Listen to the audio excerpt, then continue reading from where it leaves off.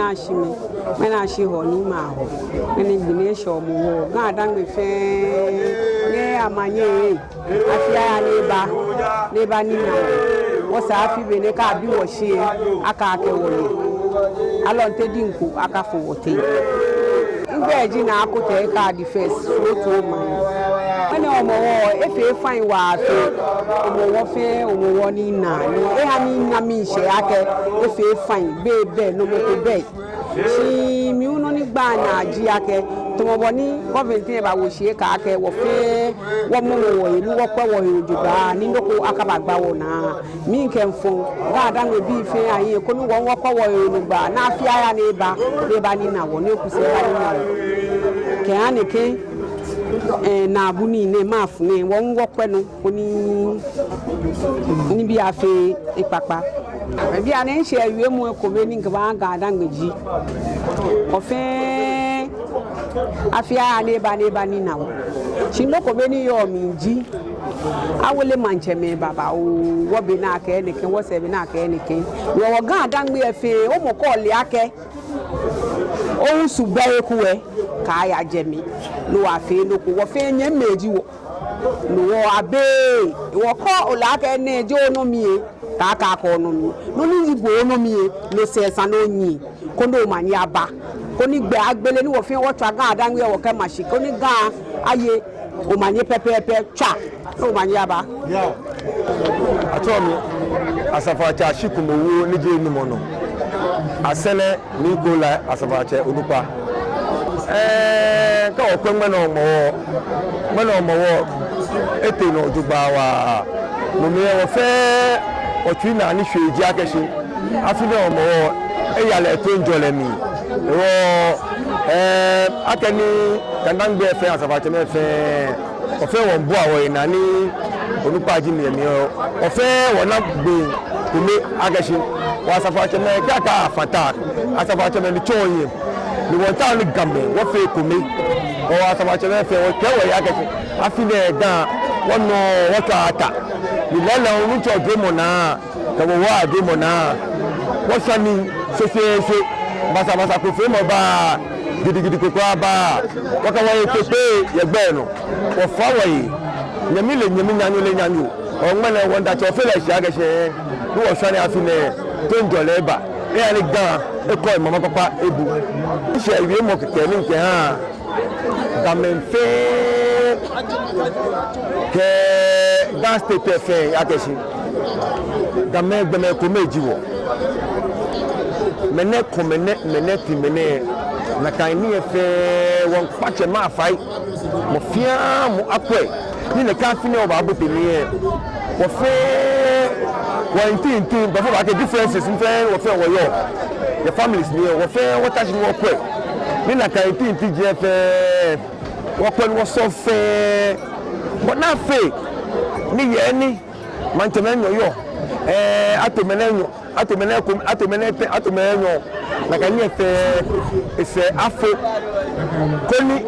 wona tonjole ke to be fe mo itake gameda na yiwa ke we intertwine god take bese otesempe otasene otebie no obana ke onyemi ko ejeme alo onyemi ko tejeme ni ejeme ko anshi ejeme o fe nyemme ko nyemme jiwo nyemme ko mejiwo o pade ni gamle fe fa ke nya no fe ko me bona fe ni wo sa afie wo yi afie ojuba naka nu basa ka idinti ko efia eko kokura ba oba da chelseleshi wa keshi afine ni wo so ni esufe oni ka wo yin won bile le ke jomo dro ke dromo ado wo fe ne wo fe afgame wo le cho wo fe agele sumo ya ko me fe mo dinoni e ke bowo wo fe ko me cha no manage lo ajo ga me fe achomi William Boy Johnny ni injection ko ba ka ayo echo me o ra ko ba je ke ja afutuwe yen mi jijani o fe o je ko ajima mi ni wa ni ba je ga o ga ya bi ene afutuwe mi ni njeji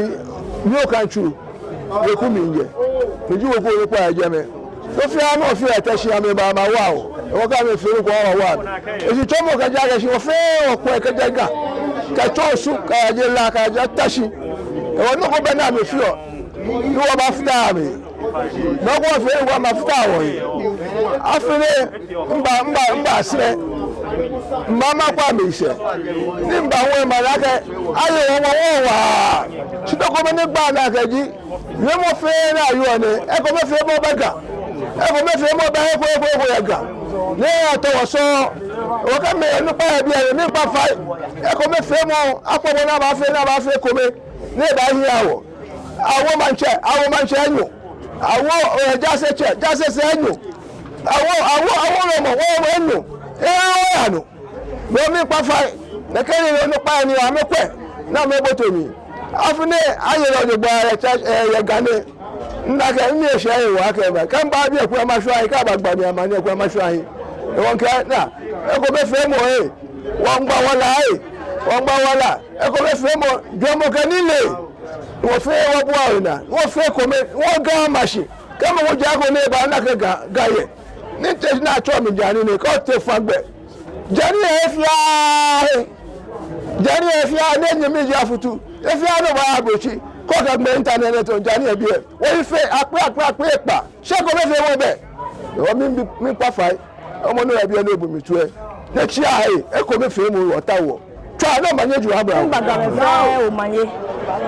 acho me asafanya oja no ni je no afi o sa afi benene wo gbule gbore na ni ne ka afi ni baba ne ba ni na wo fe ta me fe afi kome ni wo sa afi e wo yi afi le ke mi se be nti wo jie ya afi yelimi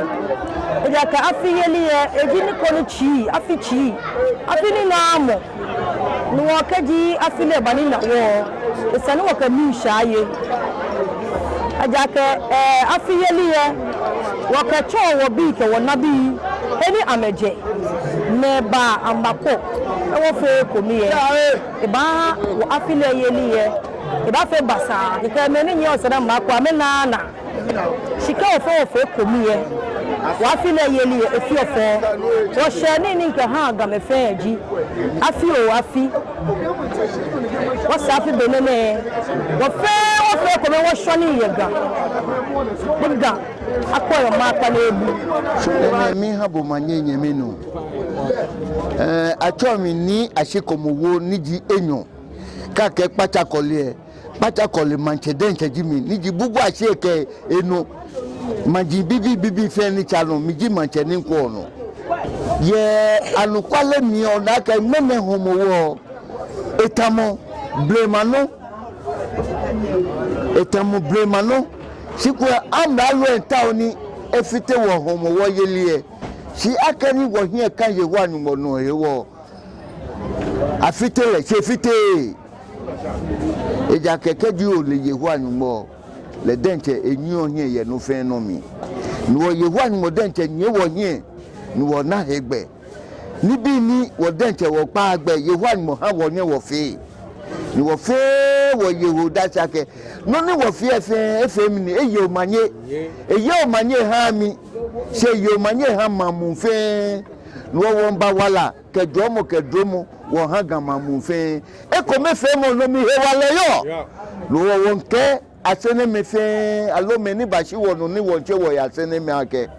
e ko me fe mo no mi he wale yo e fe here mo ko dionchi dan mo ko ba ni na ale na chanu le yiemu wo mele gbe na ke ye wa mo dromo kedromo na wo ye hom wo jogba wonda gan tete si ake wo ye gan hom wo jogba mo fe mo ni he ye e ba keke ta o eni jomo yo akwake jomo eye jonshi no hani gbe bale jonshi e jage jenjie ni jomo yo una jenjie ni jomo yo lo boni ta jomo ye gan e ba jonshi e ba na jomo papa ni jeje ofile de ta no ba ni papa ba na wota